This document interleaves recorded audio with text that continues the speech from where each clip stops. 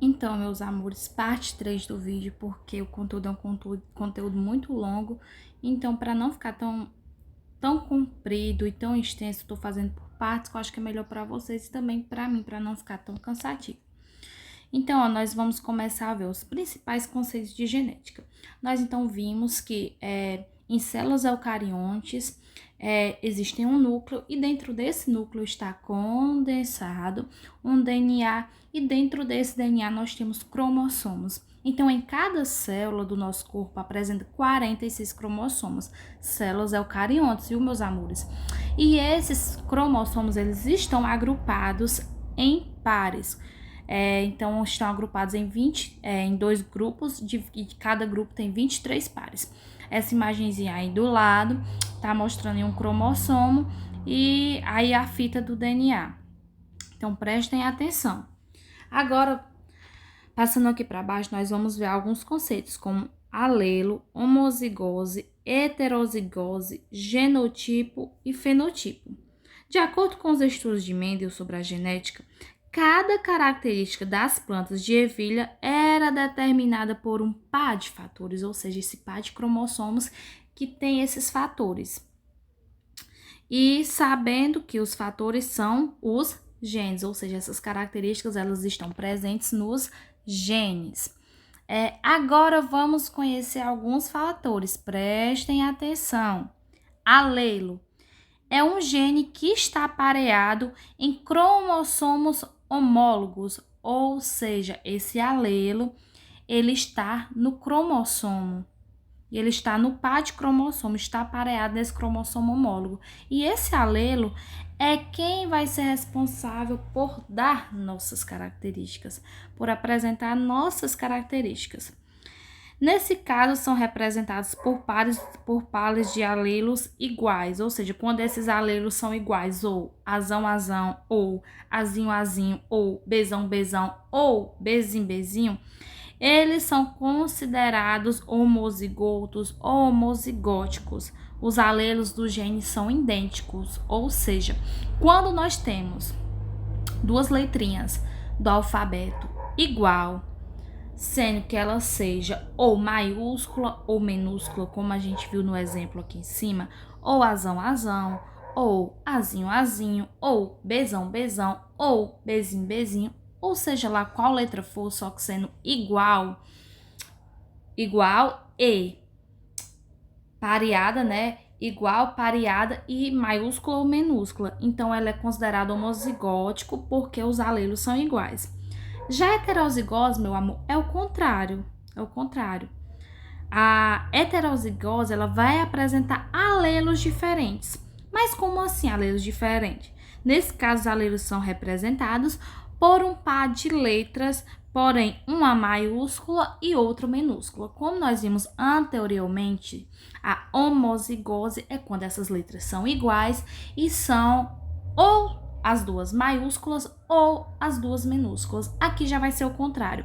Aqui nessa heterozigose, nós vamos ter pares de letras, vai ser representado, esses alelos vão estar representados, e uma dessas letras vão ser maiúscula e outra minúscula. E nisso nós daremos o nome de heterozigose, ou seja, quando apresenta alelos diferentes. E para que esses alelos sejam considerados diferentes, eles vão ter uma representação com uma letra maiúscula e com uma letra minúscula, ou seja, um alelo dominante e um alelo recessivo. Prestem atenção. O indivíduo homozigótico azão ou azinho, por exemplo, porque, gente, essa questão da letra é justamente uma questão de representação. No lugar desse azão aqui, nós poderíamos facilmente usar bezão ou dezão, entendeu? É só uma questão de representação. Então, o indivíduo homozigótico, onde esteja sendo representado por azão ou azinho, por exemplo, forma apenas um tipo de gameta, 100% ou 100%. Já o indivíduo heterozigótico, ele forma 50%, ou seja, é 50% de uma característica dominante e 50% de uma característica recessiva. Vamos dar um exemplo. Nós trabalhamos muito com a questão das ervilhas, justamente a questão de Mendel, né? Lá vamos dizer que Mendel fez lá um cruzamento e dentro desse cruzamento deu azão, azinho, azão, azinho. O que quer dizer? Isso comparando com cor de ervilhas, quer dizer que o azão representa para a cor da ervilha, amarela, e o azinho representa para a cor da ervilha verde, ou seja, é 50% para uma característica e 50% para outra característica, ou seja, não é uma característica fechada que só tem aquela característica. Então, quando tem essa heterozigose, é porque é 50% de uma característica e 50% de outra característica. Agora, nós vamos trabalhar outros novos 2 conceitozinhos que nós não tínhamos visto ainda, que é o conceito de genotipo. Mas o que é genotipo? Genotipo é o conjunto de genes responsáveis por uma característica. Então, gente, quando nós falamos em genotipo, é uma característica que está lá no nosso genes, que está lá no nosso DNA, ou seja, essa característica, ela não pode ser mudada.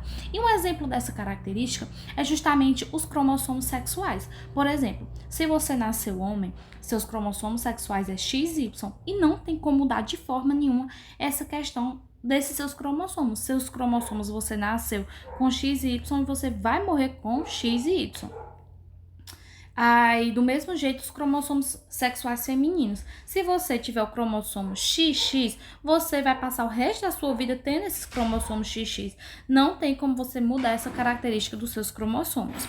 Já as características fenotípicas é o resultado dessa característica genotípica com interação com o ambiente, ou seja, o ambiente ele é capaz de mudar essa característica, como por exemplo, cor dos nossos cabelos. Os nossos cabelos, se nós quisermos pintá-los, a gente consegue pintar. Então, o que é que acontece? Por mais que lá no nosso genotipo tenha para a gente ter aquela característica, mas com interação com o ambiente, ou seja, nós queremos pintar, a gente consegue pintar.